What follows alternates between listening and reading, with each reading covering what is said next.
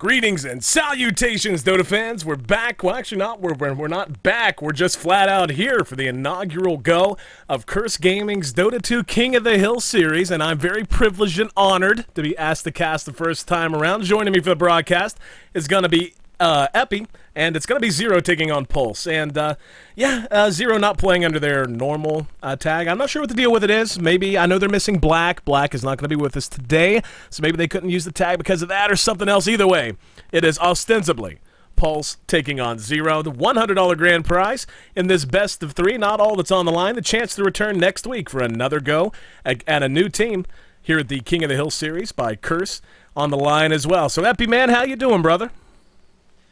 I'd be lying if I said I'd be good, but thanks for having me. We're celebrating a birthday, so I'm kind of tired, but still pumped for this. Yeah. I don't know. This is actually a full-on German roster, so me as a German myself, I'm really pumped for this. Fatal Leaf, Alex, and Paz, all friends of KoTH, of course. He's the most well-known German player out there. So I'm very interested to see how the German boys are going to be performing, because I've been waiting for such a long time for a really strong German squad to take up the ranks in the top-tier Dota teams, and they got Pulse up against them, so it's going to be a really big test, I guess.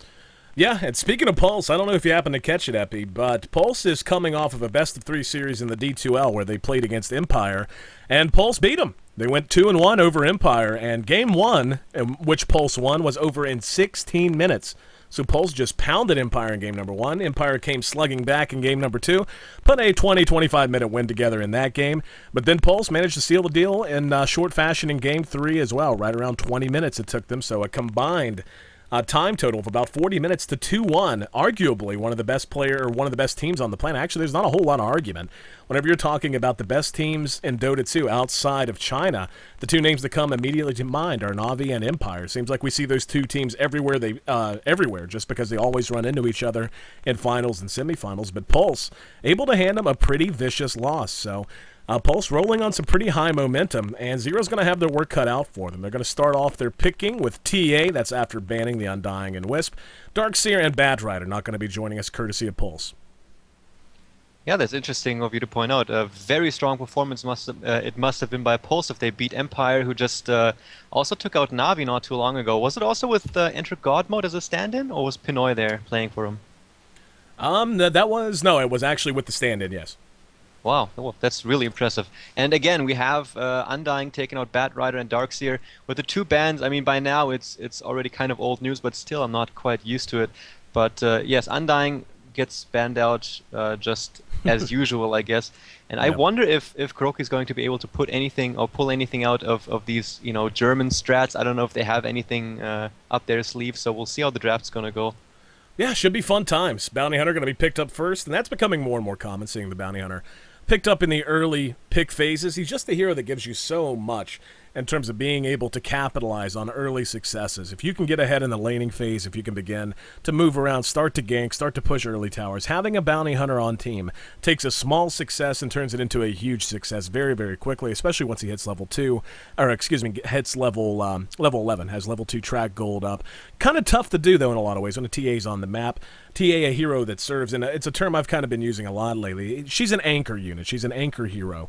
A hero that can give you a lot of defensibility if you happen to stick her under a tower. She's also very aggressive in and of her own right, especially if she has a lot of success early on, is able to get up a very fast blink dagger, plus the phase boots and all that fun stuff. But so far, pretty typical things coming out. CK is just valued so highly by so many teams, and you see him picked up so often now. It's rare to see him not make it or not be banned or picked by the time you hit the second pick phase. And for a while there, he was really falling out of popularity. He was not a hero that was given a lot of consideration around the time of the International, for example. I mean, you saw him, but it was mostly all about the agility carries, the standard carries, Morphling, Anti-Mage, and that kind of thing. But really, the strength carries have come in full force lately, and we're going to see that now. Sven picked up in third, and can't say that's a surprise.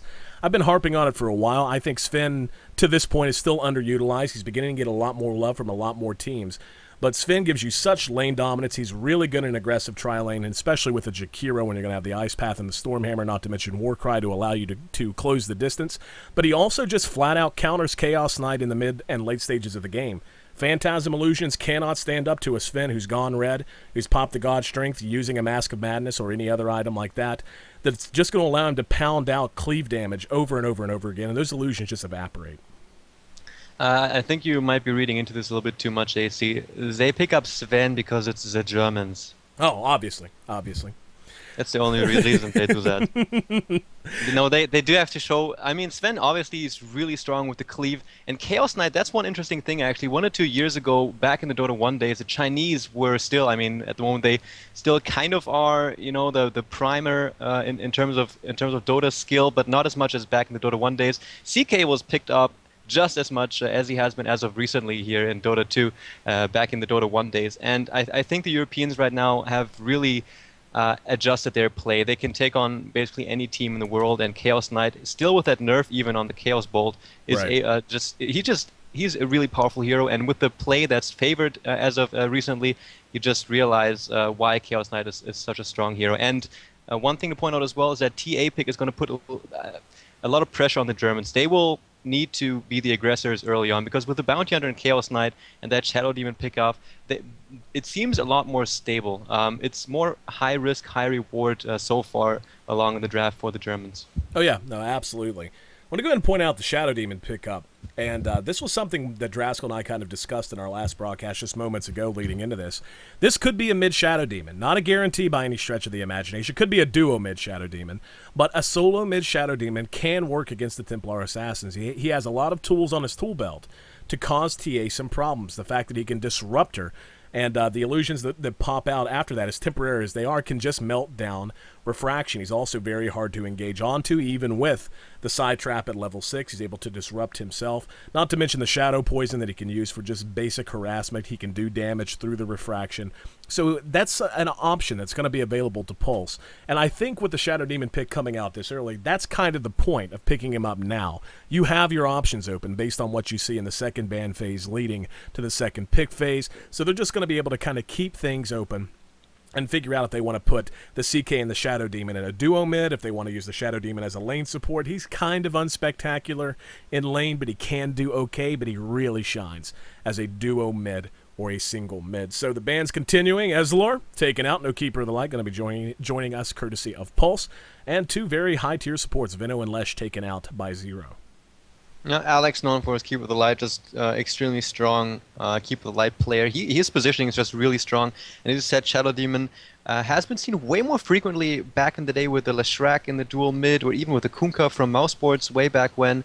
And yeah, I'm not sure how they're going to continue drafting this. I think they were really banking on the fact that they can get themselves a Keeper of the Light. And with the Shadow Demon, I feel kind of noobish that I don't know that, but I would assume that if you use the ultimate from Shadow Demon on a refraction up TA, it would remove that refraction. Do you know if that's true? The ticks do tick it off. So yeah, just yet another option for Shadow Demon against the TA solo. Yeah, a glass cannon TA with that purge on Shadow Demon. It's going to be pretty tough. I mean, Pulse, if they won against Empire just now, then they must be on their A game so far. And with that team, it's just really fine. You have Bounty Hunter's Track Gold as a kind of late game or mid to late game insurance, and Shadow Demon is just a really strong babysitter or solo laner. And yeah, I mean the Germans are going with the Sven, so they will have to. They're +1 already. I mean, they're obviously ahead. They got the Sven pick in. Why would you not ban Sven if you're Pulse? Why? But anyway, the ban's complete. Rubik going to be banned out last on the side of Zero. Tidehunter and Enigma, the 2 big teamfight heroes, taken out by Pulse. When you see that, back to the term anchor units. Whenever you have a lineup that can be aggressive, as what Pulse already has in the CK, the Shadow Demon, and the Bounty Hunter, taking the Tidehunter and the Enigma out just guarantees that you can get active on the map early, and those 2 heroes that are so good at punishing you for being out of position as a squad are not going to be a threat. You're going to be able to move as 4, as 5, and really look to pick 1 or 2 off, push towers off of that. And Broodmother going to be the counter picked up by Zero, and don't really want to call it a counter, but it is something that it throws a wrench into your plan. If you were looking to just have a lot of 5-on-5 fighting, a lot of small engagements, even 2-on-2, 3-on-3, what have you, having a Broodmother in that solo lane where she almost always is going to be. It's been so long since I've seen a Broodmother anything but solo long, or at the very least solo safe lane. But if you're going to have that Broodmother there, it's real risky to run as 5 just because she is going to be able to take towers early. She's going to be a liability, and it's so hard to even deal with her one-on-one once she gets some base farm up, no matter what her item choice happens to be, especially if she goes something like an Orchid first, or even if she goes with the Mantis. So hard to deal with that. Ancient Apparition, going to be the 4th pickup coming out of Pulse. And yeah, AA just plays along with that as well. AA he's got some options in terms of laning, not really the most spectacular laner either. So that's probably the one thing I would be worried about if I was Pulse in this case, just making sure that you don't just get it run over if an offensive tri-lane does show up. And with Jakiro and Sven out, and yeah, with Magnus, I think that's going to be an offensive tri-lane. Could be wrong, but I suspect that's the plan.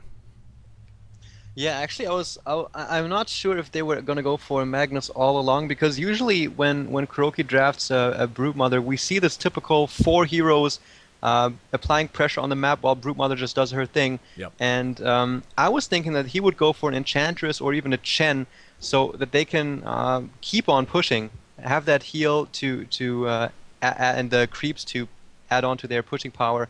But Ancient Apparition, I was just going to say that was a really sensible pickoff by Mini. Now that train of thought with the ultimate debuff, making it possible any type of healing, perhaps it threw them off their game plan. They decided for something else. Or Magnus has been on their mind all along. But there goes Pudge. Yep. So these guys are feeling pretty confident, I guess. I suspect what we're going to see is going to be a 2-2-1. It's going to be Pudge and Shadow Demon setting up shop in mid with AA and Chaos Knight. We know just how strong that combination could be with the Chaos Bolt plus the Cold Feet and Bounty Hunter in the long lane. And I suspect that's what it's going to be. We'll wait and see. I think with Broodmother being Brood, they may just go ahead and put the CK and the AA against the Brood. But anyway, go ahead and boom, move on into the game. We'll see how they decide to lane it, but that's my guess. We saw Pulse do this exact same thing, actually, in the previous series with the Shadow Demon and the Pudge setting up shop in mid, so definitely the option open to them. Let's run through our lineup so we have a chance. On the side of Zero, we've got KoTH, the captain, running on Magnus, the big guy. Fata, going to be playing on TA. Fata, of course, the newest addition to Zero's lineup. Going to be setting up shop in mid. We're going to have Leaf, the stand-in, handling the Sven. Jakiro going to be played by Alex, and Broodmother going to be played by the second stand-in of the day, Poss. On the other side, Mini going to be handling our Shadow Demon, making his way to top, so maybe not going to be duo mid. We'll see. Wagamama making his way there as well. He's on the big boy on Pudge, so this very easily could be a farming Pudge. Bounty Hunter, played by EGM, the stand-in, heading towards that solo lane. No surprise there. Rishon on CK. He's actually heading towards mid right now with AA. So yeah, it is going to be a 2-2-1, just the lanes are going to be flipped from what I suspected they would be. 30 seconds Yeah, to battle. and yes, of course, AA with the CK, very powerful lane. And while we're paused, Paz has been playing with KoTH back on Übels Gaming, the German team that wasn't really that successful, but it was just again, the Germans trying to get themselves into the scene, and KoTH, captaining this for a little while. And Paz is a guy that my girlfriend and I spend a bunch of time personally together as well, and we always try to get him to mentor us and be like, man, you got to teach us some Dota. So for the people currently listening in that are interested in kind of improving their gameplay, the prevalent opinion from people that would consider themselves coaches or mentors or whatever is that it's almost impossible to train someone up to a really strong level. There comes a certain point after you learned everything in Dota, or a lot in Dota, where it just comes down to experience. You just need to experience certain situations in team fights and ganks and movements often enough until you realize how to behave properly. So just keep playing Dota. It's probably the best recipe. It's kind of anticlimactic. You would think that you could have maybe Burning from DK mentor you for 2 days and you'll be the best player in the world, but it just isn't like that. Yep, I think that's very well said. I think that's very much what makes Dota Dota. Just drawing here so everyone knows what Kuro's up to. If you're a noob, if you're a guy or gal who happens to be new to Dota 2, the reason Kuro's over here, he has skewered down these trees, is to make this a pull camp now. That easy camp can now be stacked and pulled into lane if they wish to do so. So Kuro clearing out the lumber for TA in mid. We'll see where Kuro's going to wind up. If he may just actually hang here with Fata and may just bounce back and forth between mid and bottom lane. We'll see. Alex setting up shop with Leaf here. Sven plus Jakiro, still very potent, especially against a Bounty Hunter. Is going to have to be real careful. I mean, EGM is a very potent and competent Bounty Hunter, but when you've got Ice Path plus Stormhammer, not to mention the War Cry, if you get caught out at all, you are going to be punished. So as of right now, we see Regen and Fishbone going to work. Regen off to a strong start with the double damage rune, and they're immediately going to go on the Broodmother. Here she goes. Pos in trouble. The Sentry Ward is down. Moving his way over towards the stairs down to the river. And that's going to be enough to give pause to Minnie and Wagamama. Still just trying to harass her out. And yeah, this is... I mean, I remember the days when Broodmother was just this strong hero that it seemed like no one could deal with capably, like first pick, first ban. But people just figured out, drop a Sentry Ward, play ultra aggressive, and put her on the back foot, slow down her Soul Ring, slow down any kind of early farm, and she actually does take a little while to rev up and get moving in the way she likes to be doing so. Yeah, absolutely, and also for Broodmother players, you know, you can really just learn so much from Ferrari 430 from IG. He can get not a single creep for 10 minutes in the game or 20 minutes into the game, and he will still have the most farm once the game is over. Yep. Usually. But so far, this could be a fairly calm laning phase. Not saying it's going to be, but it could be, depending on what the priorities of these two teams happen to be. And as good as the Stormhammer Ice Path combination is, still going to be tough to pick off that bounty. They're still going to have to luck into him making a mistake, so if EGM plays safely, he should be alright. For the most part, here in mid, probably the most kill potential is going to be on Fanta here. If he gets out of position at all, has a refraction down, or has it on cooldown, and we see something like this. 2-second Chaos Bolt. There's the cold feet as well. He's going to meld, but that meld's only going to do so much. There it kicks in, but does not. Yeah, it's going to save his ass, though. Yep. It's takes some damage, but it does not knock him out of the meld.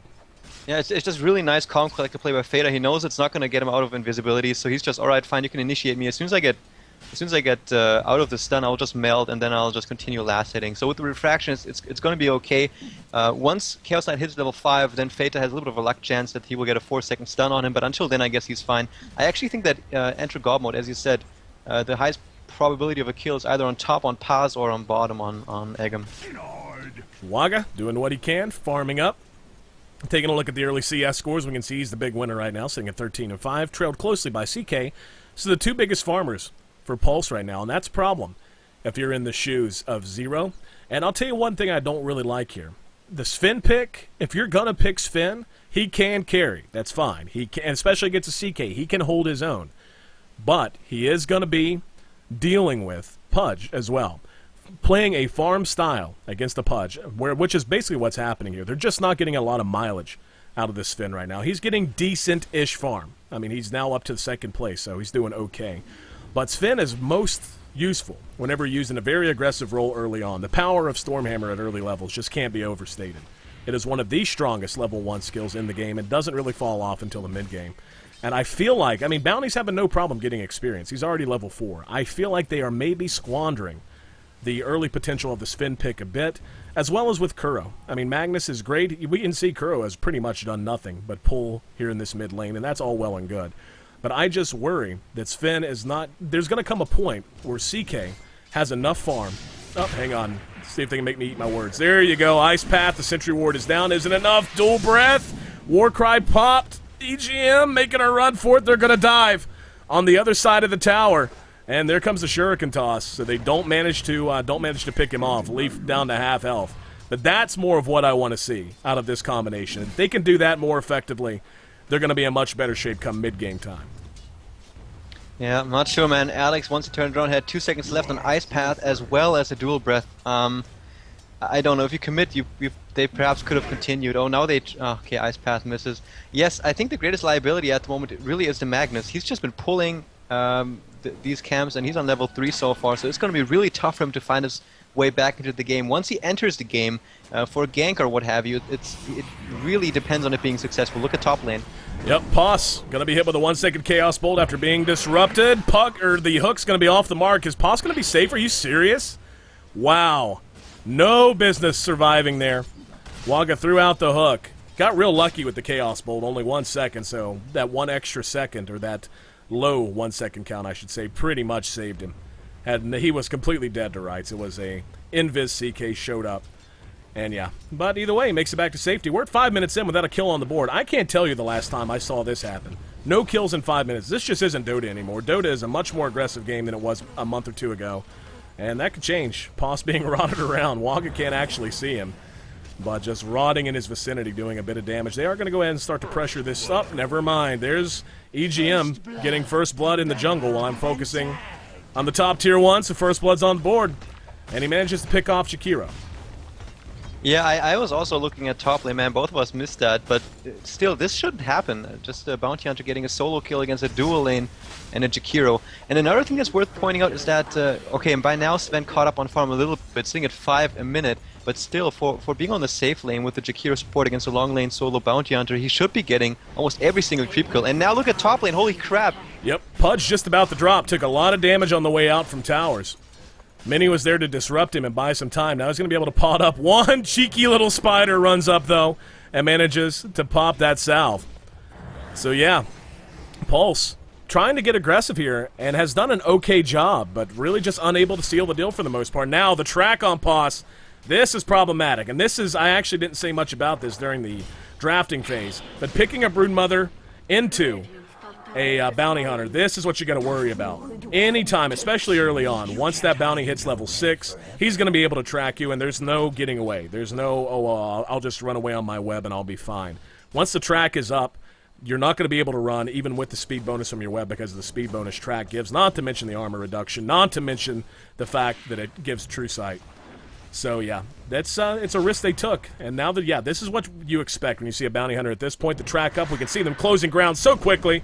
Another 1 second Chaos Bolt, a little bit of bad luck. There's the refraction, the TPN, and yeah, now Kuro comes out, hits a good skewer. There's the follow-up Stormhammer, put a kill on the board, and give it to Pulse, or excuse me, give it to Zero. Pulse leading. Really good stuff. And here's Alex.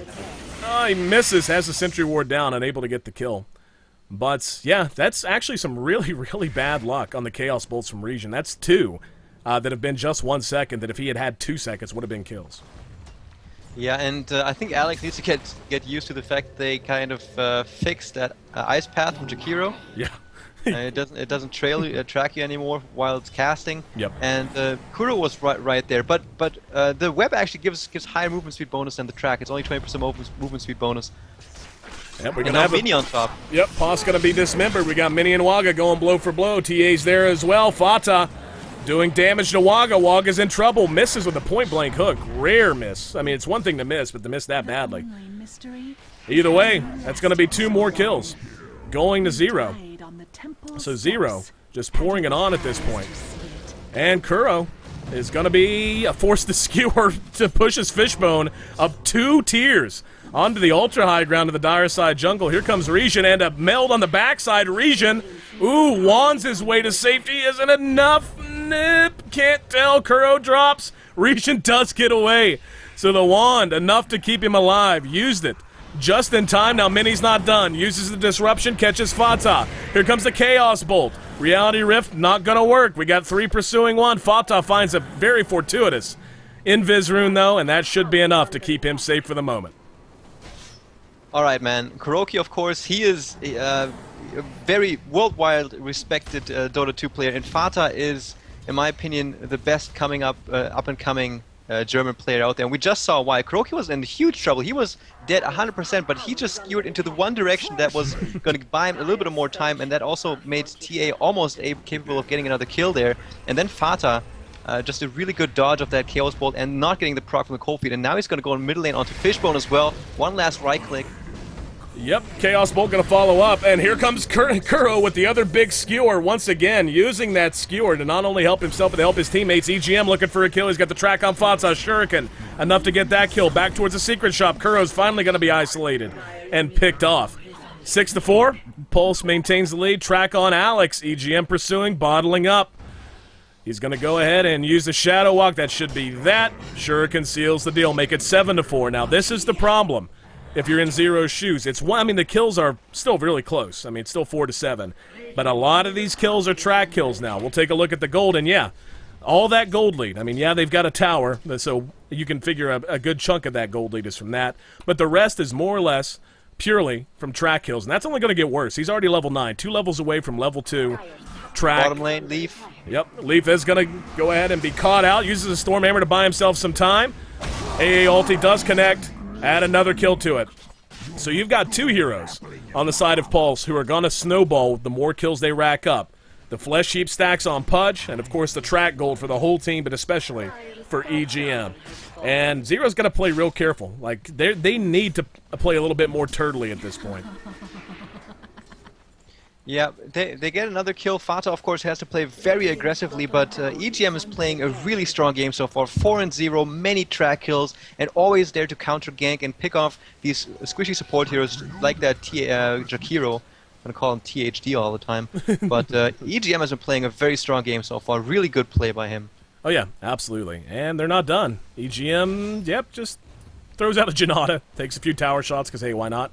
He's got 1,300 gold in the bank, poor man shield, plus phase boot, so he's off to a great start. Poss doing what he can up in top lane. He's going to be pushing into 2 now, though. And here we go. They're going to engage. Here comes the skewer. It's going to be off the mark. Track on Fata. There's Cold Feet and an Ice Path as well. Mini kind of isolated by himself. Really weird engagement here out of Pulse. They may as well just cut their losses. He's dead for sure, yeah, and they wisely withdraw. No way Mini was getting out of that. AA ulti comes out. It's going to catch Sven on the shoulder, but that's about the extent of that. 6-8. Zero closing the gap. Hook's going to be off the mark. Fata now going to be tracked again. Janata, a little bit of extra damage. Side trap popped on Waga. No follow-up, though. Up at top, Region holding the line, just trying to farm up. That's really what he needs to do. He's way behind now in comparison to the rest of the big farmers. 50 for Sven at 11.5 minutes. Not the best in the world. 44 for Waga on Pudge is actually really good, given what you usually see out of Pudge. And another hook going to come up short. So Waga struggling a little bit. Whoa. Did you see that? Or was that? Oh, he's just spamming his, I guess just spamming it for funsies and interrupting the animation, spamming the reverse polarity. Looked weird. Another hook off the mark. So Waga's hook percentage not the best right now. Up at top, Poss being pursued by EGM. Dust is going to go off, but it's not in the right area. So for the moment, Poss going to stay safe. Oh, Poss. This guy's got balls of steel. I mean, Bounty Hunter was there just looking for the track, and Paz managed to not get caught out that way. They even invested a Sentry Ward for this, and now we caught on with the Dust as well, so pretty good stuff. And now EGM is looking for the track on Kuroki. Now, okay, now he's not able to do anything about this. All the while, Leaf is now going to take a tier 1 tower on bottom, so Zero is kind of getting themselves back into this game. I was going to say that Pulse are just about to take this game and run away with it, with the track bonus gold and such, but now Zero is coming back into it, so it's still a game, I think. And that's a problem if you initiate with the river between you. That's why Mini got caught out right there, because it's just so easy to get split up if the enemy decides to initiate at the same time. Oh yeah, absolutely. Couldn't agree more. Now here's one of the problems for Broodmother and why she is not picked quite as often. She has done her work now at top. Her only option now, if she does push, is to push into the tier 3. And that's all well and good to have a tier 1 and a tier 2 tower down. Not going to question that one little bit. But at this point, Pulse is going to be able to say, okay, all we need to do is shove the Broodmother back, and then we're going to have a decent amount of time where she has to cover all that distance to try and get any assets worth getting, and we can continue to play very aggressive. I'm actually a little surprised at how much value Pulse has assigned to mid. Wagas has seemingly rarely left mid since he showed up there a few moments ago. And, yeah, I mean, this has a very weird feel to it. This does not have a very, what I would call solid flow. Like, there is not a very established flow to this. A lot of heroes moving as groups, as packs of 1 and 2, just looking for farm where they can find it, looking for any kills they can. And there's no real surprise there, especially with the Bounty Hunter on the map. That's just kind of what he does in general. Looks like Zero wants to change that up now, applying pressure to mid. There's 2 here. It's going to be Fishbone and Waga. Waga going to look for a hook. Will he find one? Creeps in the way for the moment. And there we go, Reality Rift on a Fata. He's got the refraction up, 3-second Chaos Bolt. EGM with the track on the backside. They get Alex. Good hook. First big hook to come out of Waga in a while. Reality Rift not going to be able to follow it up though, as they make it to the high ground safely. So now the cat barks at the dog, and Pulse looking to put some pressure on tier 1 mid of their own. Level 2 track still a couple of levels away, actually just 1 level and a handful of experience points. Ooh, hook barely off the mark. In fact, Region kind of boned him there. There's the reverse polarity, locks Region in place. Leaf TP's in. Gonna pop the war cry, not gonna use the Stormhammer yet. Waga looking for safety on the other side of the river. Side trap is gonna catch him. Fishbone has to come out to try and help. Fata and Alex show up as well. There's an Ice Path that catches one. Stormhammer catches two. Big skewer. Gonna catch both of them. There's another hook from Waga, though, that finishes off Jakiro. Now Sven gonna be dismembered. He's dead. Fata left all by himself with just, well, actually Kuro's there as well. The disruption wears off. They're gonna go ahead and try to pursue here. And Kuro is gonna drop. That's another track. Oh, the hook barely misses. Fata is tracked, so he can't meld if they do manage to catch up with him. EGM with a DD out, giving pursuit. And Fata is going to make it back to the safety of the Tier 1.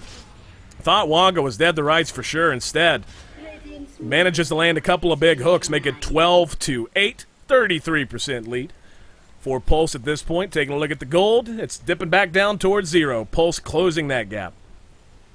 Yeah, I just realized Magnus hasn't been skilling his nuke. He just went for the Empower and Skewer, which is really odd.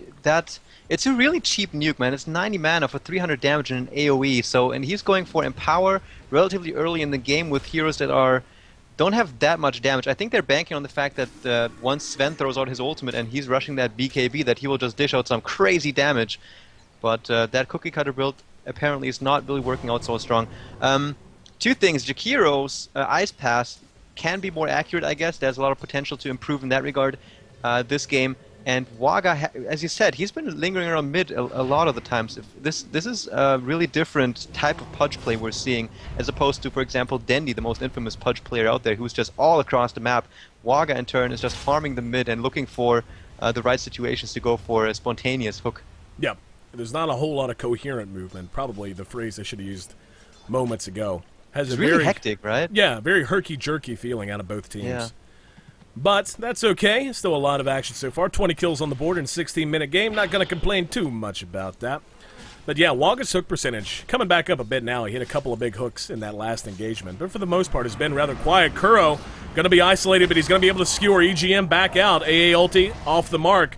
Here comes Waga, where the Tier 1 tower used to be. So tanky now, has the Vanguard done. He can just afford to spend a little time taking auto attacks. Disruption gets him out of trouble for a bit, gets him back to safety as well. And this is kind of more what I thought Pulse would be doing at this stage. They've been more or less moving around looking for ganks, it seems, more than anything else, as opposed to just putting a lot of pressure on as a 5-man and looking for one big hook to make it a 4-on-5. Poss jungling up with the Spiderlings. Here in the jungle, looks like he's going to be the next target. He is going to be dusted. He's heading for the Orchid first. He's got one staff up, but he isn't going to be able to use Manta or anything like that to get him out of trouble, but he is going to be able to make it back to safety just by virtue of run speed. In the meantime, Bounty, who is our big leader in kills, 6-0, almost all of those track kills, if not all. He's got a BKB up already. It's on his way to him, so yeah, EGM's having a good game. He really is. 6 kills, 0 deaths. But you know, one player that's been really impressing me over and over and over again has been Mini. I love that guy to death, man. His play, so good. Disruptions all on point, and you saw that anticipatory dust right there that caught Paz. This guy's just got guts. He's like, all right, he should be here. Dust, and he caught him too. But unfortunately, just on cast, or just beyond cast range, so they weren't able to get the kill. But still, ballsy play and just really consistent support player, Mini, and also a really great drafter. So I think he plays a big role for Pulse's success. Well, one thing that hasn't felt like as much a factor as perhaps it should, especially at this point, is Fata on TA. I don't feel like TA has that scary presence that a Templar Assassin usually does, especially given he had a pretty decent start. 59 last hits, though, at this stage, not the most. He was near the top for a while. A lot of action has slowed that down, and that's understandable. But, I mean, he's gone Blink Dagger first, and that's all well and good. But if you're going to build a Blink Dagger on TA, and EGM is actually going to get himself another kill. It looks like it was on top, and it was. Track kill on Bounty Hunter for sure, so add another to his total. But if you're going to build an early Blink Dagger on TA, you got to get something out of it. You have to be moving around more. You have to be punishing anyone that's out of position on the side of Pulse. Speaking of, here we go. EGM leads with the Janata. Going to force the skewer of Kuro to try to get back to safety. He's going to get there. Haste through on EGM. Still not enough to allow him to pursue. In the meantime, Leaf and Fata have hooked up in bottom lane. Looks like they may want to put a little bit of pressure on the Tier 2 bottom. Waga's there, and he's going to be engaged upon. There's a Stormhammer, the immediate meld as well. That should be a dead Waga, and it is. So now the choice is Pulse's. Do they TP and try to save it, or do they go ahead and push? Looks like they are going to do neither. They are going to run now. Okay, here we go, finally. TP's come in. That's going to be Region. And that's going to be enough to force Leaf and Fata back out. So they do keep the tower up. Yeah. I mean, TA, he got a really relatively late blink dagger because he's had a really rough lane. Oh, look, they're looking for him, but he's invisible, so it's fine, I think. Mini doesn't have a dust. If he did, he'd use it. I can guarantee you that. Yeah, absolutely. He'd use it right now. But man, Fata, he has been playing pretty aggressively, but biggest thing is that he didn't get a blink dagger so fast. And look at all the disables on poles. So he's not able to really play all that aggressively. What I think too is that Waga on Pudge isn't playing as aggressively as he perhaps should. He could be roaming around the map a little bit more, I think. Yeah. But the biggest thing that's going for Pulse right now is that their long lane solo is 7-0 and has a BKB and is just doing really well. So they have the safe lane, the mid lane. Both of them were basically won, and their bottom lane in the end wins too. Tier 1 mid, taking some damage here from Kuro and some illusions as well. Mini's there to spam it back a little bit.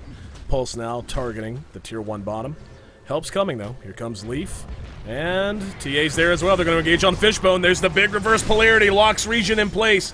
Kuro doing good damage with Leaf. The BKB's pop. The God Strength as well. And EGM looking for safety. AA died. And they're trying to cleave him down. Oh, the cleave damage not enough to catch up with him. So he is going to make it back to safety. Thanks entirely to that BKB as track gold bot for him. But yeah, I mean, I was worried that Sven farming was going to be a problem as opposed to him playing aggressive in a tri-lane sort of a situation, but the fact is, it hasn't been punished. Pulse has not applied the pressure their lineup would allow them to do so. They have a Bounty Hunter and a Pudge, but they've allowed Leaf to basically farm up without them doing a whole lot elsewhere, and we're beginning to see that farm advantage kick in. Sven's becoming a big problem. EGM is going to spot Pos here, going to go ahead and use the Janata and the track and go back to... go back into Shadow to keep himself safe. But yeah, Zero has closed the gap, man, and they're looking pretty solid right now. Oh, amazing movement from Brood on top, dodging the hook right there. I don't know if it was really intended to or not, but Paz has also just been playing a good game. He's going to get out now as well with the TP. And yes, Sven, they gave him the free farm that he really needed. And as you said, with the Bounty Hunter and a Pudge, they had all the tools they really needed to kind of counteract that. EGM, he has been roaming around the map like crazy, but Pudge didn't. And I think this might be a mistake now that gets revealed in the long run. Yeah, I absolutely agree. They do go ahead and take the Tier 1 mid, so getting work done when and where they can. Brood has just been farming most of this time again. Dropped Tier 1 and Tier 2 top relatively quickly. We're just at 22 minutes, by the way. It feels like a much longer game. And Region going to be caught out, trying to TP his way out. There's Kuro with the skewer to make sure he goes nowhere. 4-second Chaos Bolt buys him a little bit of time. We hear Sven with the War Cry. Should be heading this way. There's the Ice Path to follow up as well, and down he goes. 7-0 for Bounty, 7-1 for the TA, however. And as awesome as it is to have a Bounty that's getting a lot of kills and using track, he's still going to struggle to flat-out carry. He's not going to out-carry a TA, not even going to out-carry a well-fed Magnus.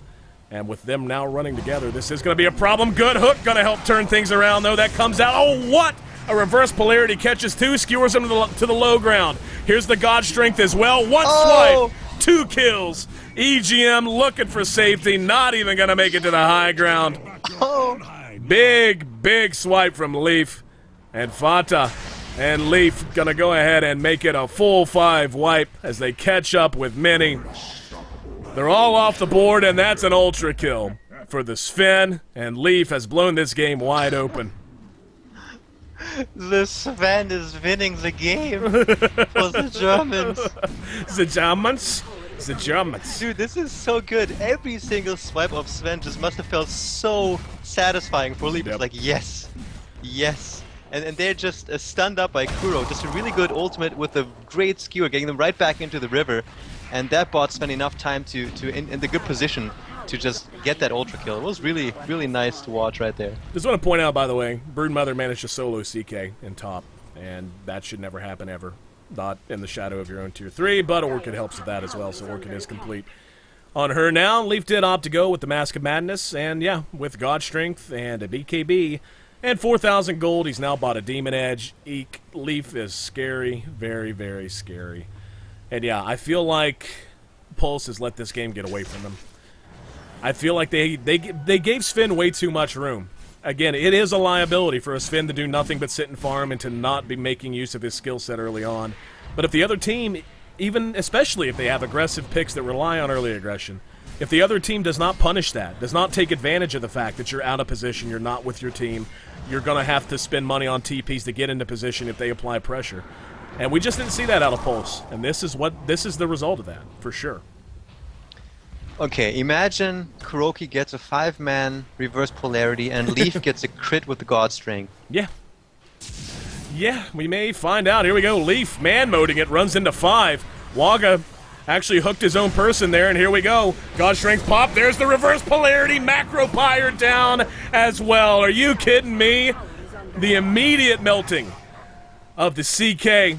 Oh, wow, good hook. Catches Alex. Waga, though, has to be careful. Yeah, he's just going to hook and run, basically. Now pursuing on the low ground. In the meantime, up high, Mini's going to be cleaved in half. Literally had half his health taken away in one swipe there by Leaf. Another good hook. Catches Kuro. He's down to the low ground. Ice Path's going to take him out of the dismember, though. Finally, that point in Shockwave pays for itself.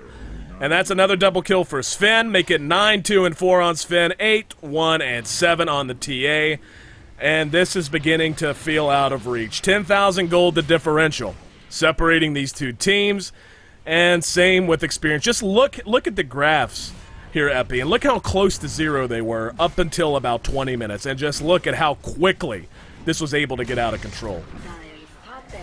Sven and Zijamans overpowered. Yes. And Brood once again gets a solo kill, just kind of for free. I mean, CK has been unlucky this game, I guess, as well. Just really, really unlucky with the stuns and such, and then he's got picked off a bunch of times on top lane. Paz actually is probably going to drop run right into that AA ultimate. Yep, they do manage to pay back the spider. And yeah, I mean, that's the other amazing part of this as well. Is not only has Zero been able to do this, they've been doing this 4-on-5 for the most part. I mean, obviously, Brood. Oh, and Sven actually gets killed by Roshan. Got there just in time to see it.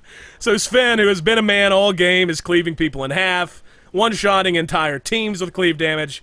Not enough for Roshan. Roshan is upset that Dire Tide comes to an end today and taking it out on Sven. Here we go. Kuro's there with the skewer. Saves Fata, and that's a dead Waga. Peace out, Waga, making a mega kill for Fata. 17-24 now. Zero continues to build on their lead. Regions here thought about engaging, thought better of it.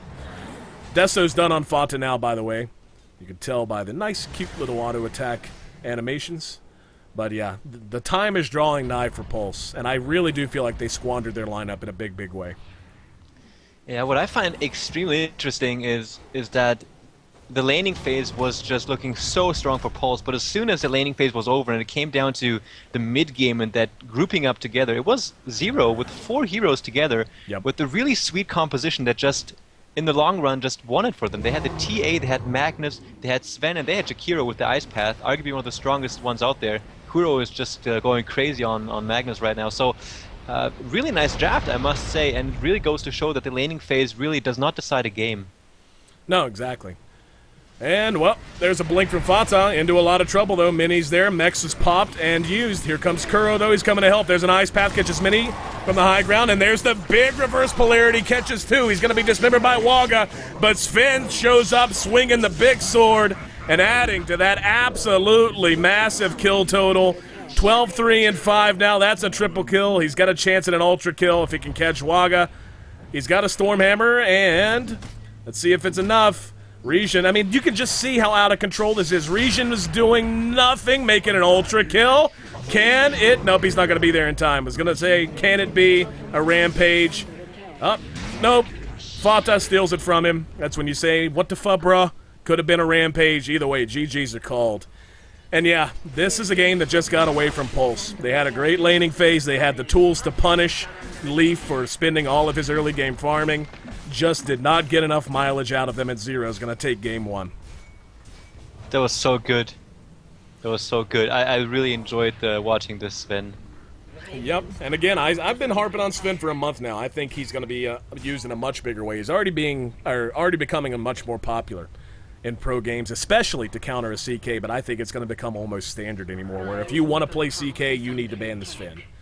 Because this is what you can have happen a lot of the time. And God Strength. I mean, God Strength is just the great equalizer. Sven does not have to have a lot of damage items to be able to just melt faces if he's able to survive long enough to get on top of you. If he has the supporting cast he needs to close distance, and Warcry helps with that as well. And you can't even underestimate the bonus 16 armor that he gets from Warcry and gives to his entire team. He's just such a solid hero at what he does, which is... Oh, I was staring at the wrong ancient.